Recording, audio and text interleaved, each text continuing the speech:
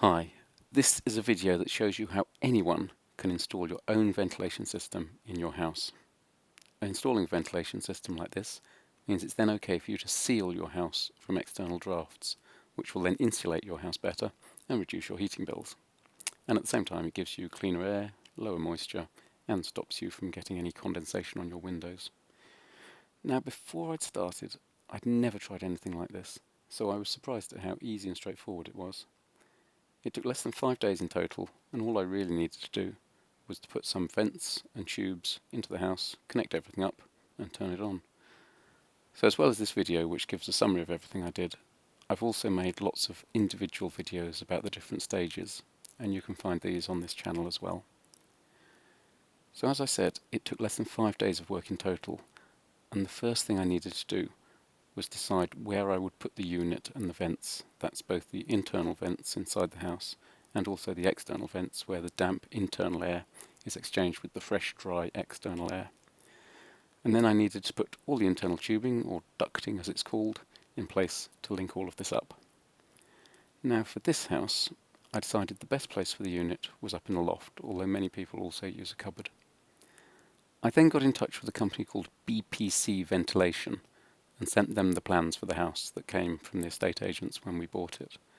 And BPC, completely for free, sent back the plans, marked up with a suggestion of where to put the vents in order to get enough airflow. They also suggested what equipment I might want to buy from them to achieve this. Their suggestion for the location of vents tallied very well with what I had planned, as did one of their suggestions for the central unit. But the rest of the equipment they suggested seemed rather over-spec'd, with lots of junction boxes and expensive vents. And at this stage, I had no way of predicting everything I'd need. So in order to avoid buying more equipment than necessary, I decided to install the system in stages, and only buy what I needed for each stage. I knew one essential stage would be putting the ducting in place, so I decided to start with this. Fortunately, although it was actually the most difficult stage, it was still far easier than I expected. I bought 50 metres of 90mm ducting and started laying this throughout the house. There were two standard sizings of ducting, 65mm and the larger 90mm.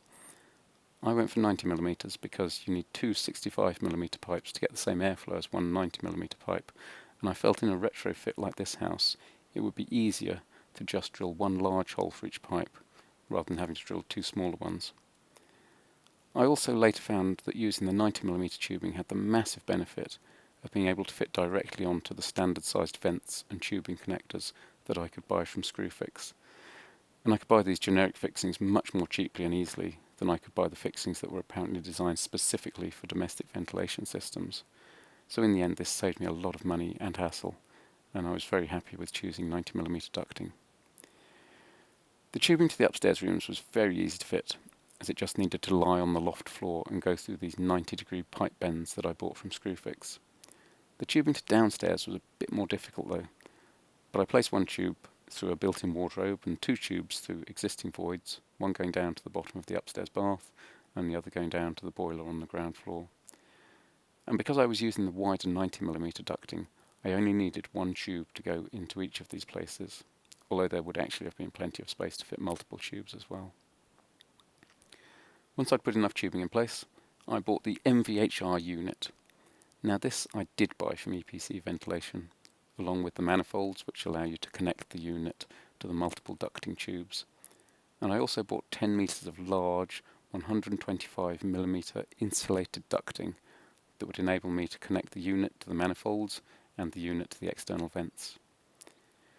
Fitting the MVHR system for external vents was actually very easy for me, because the loft fortunately already had two vents that had been used to ventilate the loft space. These weren't needed anymore, as the loft would now be receiving clean dry air rather than damp air from the rest of the house.